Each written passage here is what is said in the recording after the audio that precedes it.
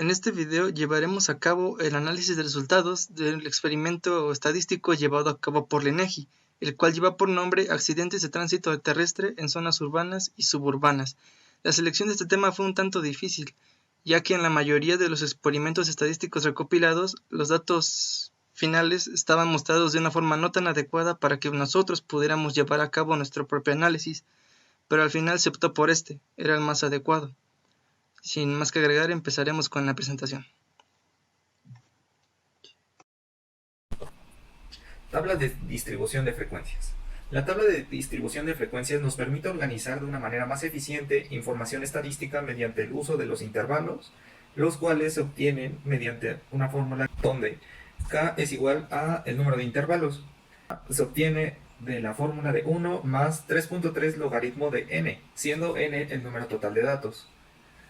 Una vez sacado la cantidad de intervalos, vamos a obtener el rango de datos. Esto se obtiene restando del número mayor de nuestros datos contra el número menor de nuestros datos, obteniendo así la diferencia entre ambos, y ese vendría siendo nuestro rango. Después de eso, calcularíamos la amplitud del intervalo. Ese se obtiene mediante una división, dividiendo el rango previamente obtenido sobre los intervalos que hayamos obtenido de la fórmula inicial. Eso nos permitirá tener la cantidad de intervalos en las que dividiremos todos nuestros datos y a su vez cuánto medirá cada intervalo, y eso permitirá una mejor organización de nuestros datos. Una vez teniendo eso, podremos calcular lo que es la frecuencia absoluta, la frecuencia relativa, los cuales pues serían datos estadísticos que nos podrán facilitar el aprendizaje, el comprendimiento de los datos reunidos. Una vez calculada nuestra tabla de frecuencias, podemos ahora, mediante gráficas, poder hacer lo que es llamado un histograma o también un polígono de frecuencias. Es importante para esto ya haber calculado nuestra tabla de frecuencias, debido a que los datos obtenidos ahí nos van a servir para graficar lo que sería nuestro histograma o nuestro polígono. Como se puede apreciar, todos los datos obtenidos en la tabla son representados ahora gráficamente mediante el histograma y el polígono.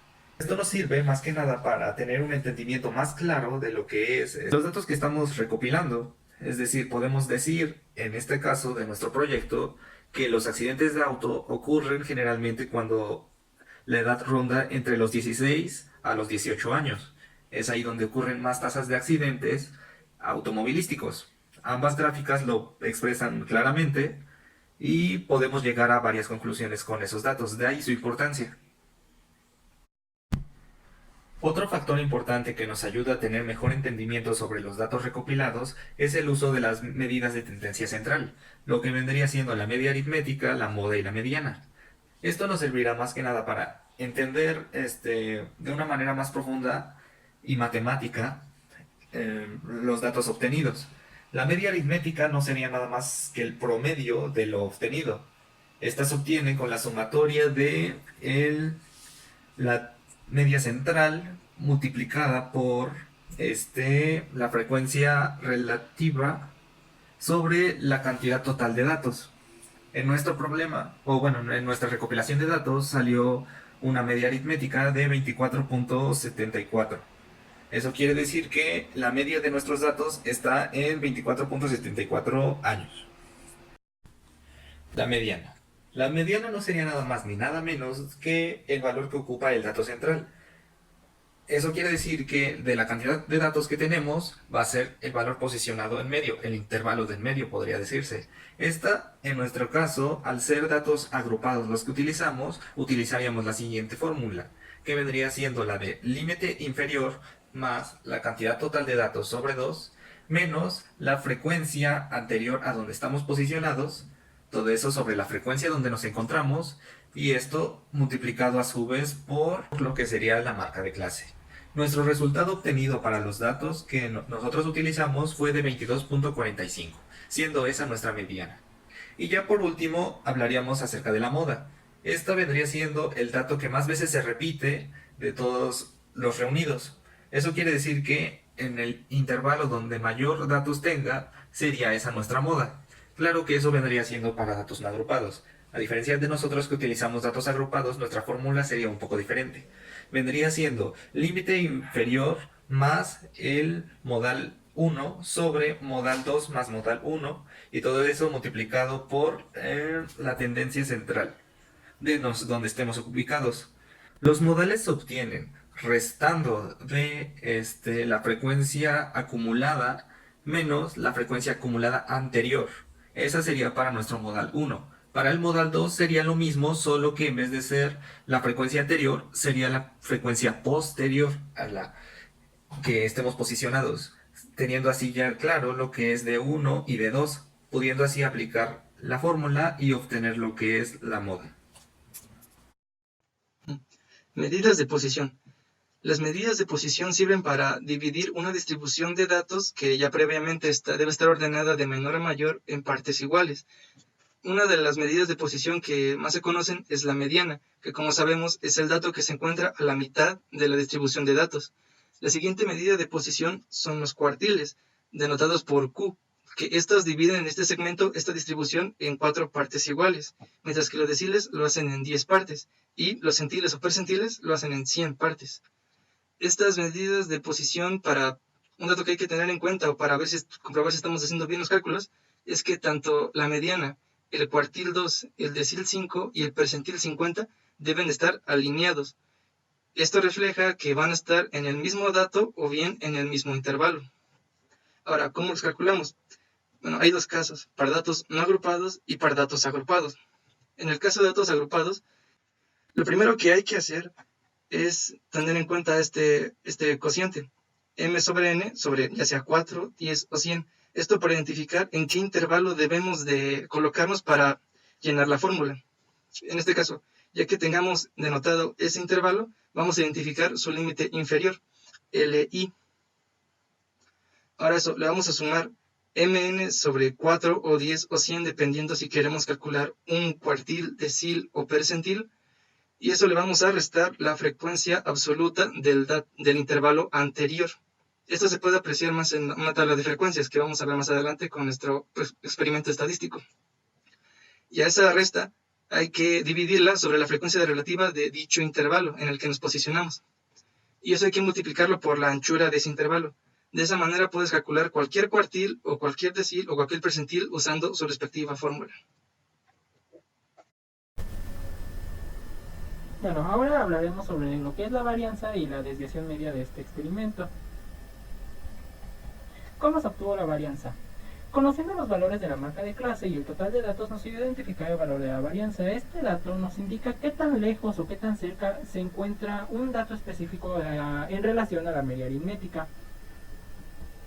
La varianza se obtuvo mediante la siguiente ecuación, donde estamos hablando que s cuadrado es el valor de la varianza, phi es la frecuencia, MCI es el valor de la marca de clase de cada intervalo, X es el valor de la media aritmética y N el número de datos.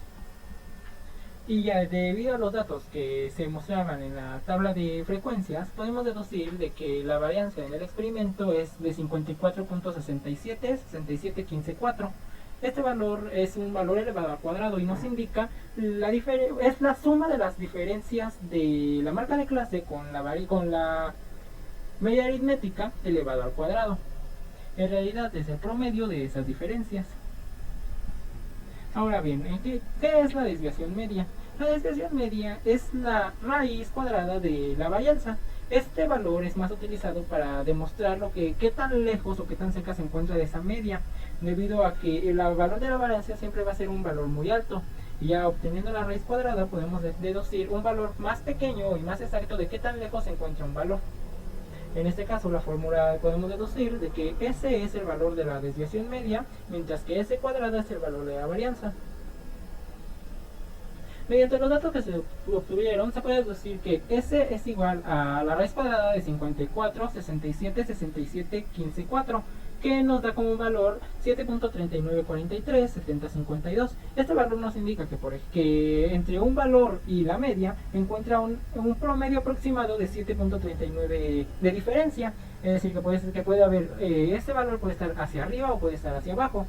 Este igual es un valor aproximado, es un valor promedio de todas las diferencias de todas estas diferencias. Sin embargo, puede haber de que la diferencia sea mucho mayor de lo que se encuentra o mucho menor de lo que es.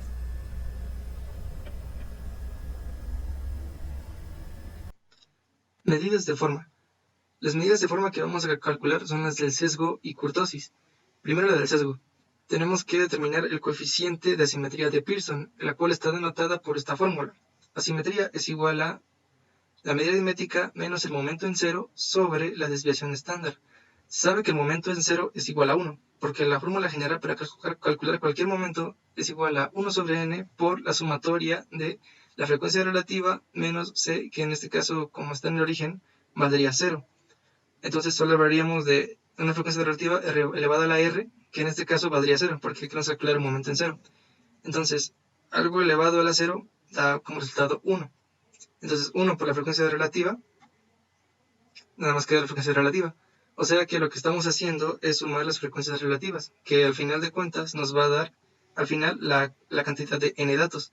Y como la fórmula es sobre n sobre n, se nos va a hacer 1. Por eso el momento en 0 equivale a 1. Ahora, también tenemos los datos de la desviación estándar, que en nuestro caso da aproximadamente 7.39. Y nuestra medida aritmética ya previamente calculada, que da 24.74. Antes de determinar este coeficiente hay que ver un par de condiciones. Si la simetría es igual a 0, se dice que la curva de la gráfica es simétrica. Si es menor a 0, se dice que hay una simetría hacia la derecha. Y, en el caso contrario, si es mayor a 0, la simetría es a la izquierda.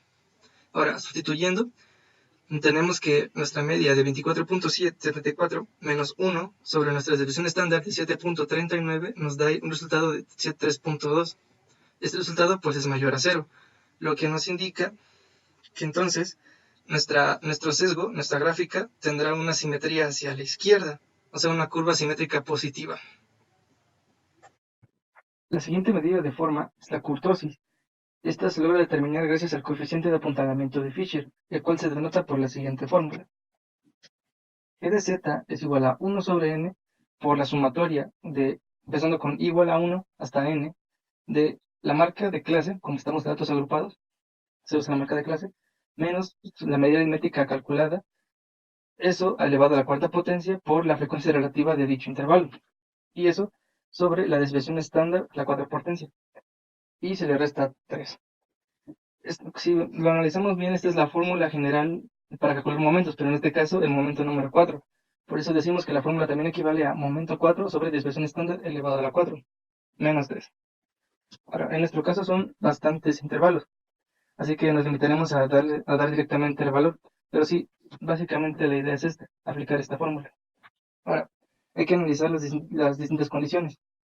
Si g de z es igual a 0, se dice que la gráfica es mesocúrtica, como se muestra aquí. Si g de z es menor a 0, se dice que la gráfica es platicúrtica, como se ve aquí. Y si g de z es mayor a 0, se dice que es leptocúrtica. En nuestro caso, g de z nos dio un valor de menos 0.62. Ese dato es menor a 0, por lo que podemos decir que la gráfica es platicúrtica. Bueno, mediante esto podemos llegar a las siguientes conclusiones sobre este proyecto estadístico. Bueno, podemos concluir que la mayor parte de los accidentes ocurridos fue entre el intervalo de los 16 a los 18 años, en este año que fue estudiado de 1999. Bueno, este proyecto nos indica de que ya sea que ellos sufrieron el accidente, que sea porque ellos iban como pasajeros de ese vehículo, o que muchos de ellos eran los conductores de esos mismos vehículos que fueron los que causaron o tuvieron ese accidente. Muchas de estos trágicos accidentes fueron provocados por el consumo de drogas, de alcohol que en estos años, y estos desencadenaron esta cifra que sobrepasó la media de manera considerable, debido a que, como pudimos ver en el histograma, este valor se sobrepasaba a todos los demás. Esto nos indica que estas lamentables muertes fueron en esta etapa de edad un factor que nos indica sobre la conciencia que debemos tener sobre llevar a adolescentes menores de edad en un vehículo. A pesar de que muchas veces es indispensable, es importante recordar demostrarle a estos adolescentes cuáles son las reglas de tránsito, cuáles son las cosas que pueden y que no pueden hacer, y de esta manera llegar a evitar estos accidentes o reducir en manera considerable que estos sigan ocurriendo. Bueno, hasta aquí podemos dejar este proyecto estadístico y esperamos que sea de su agrado y que sea entendible en este caso.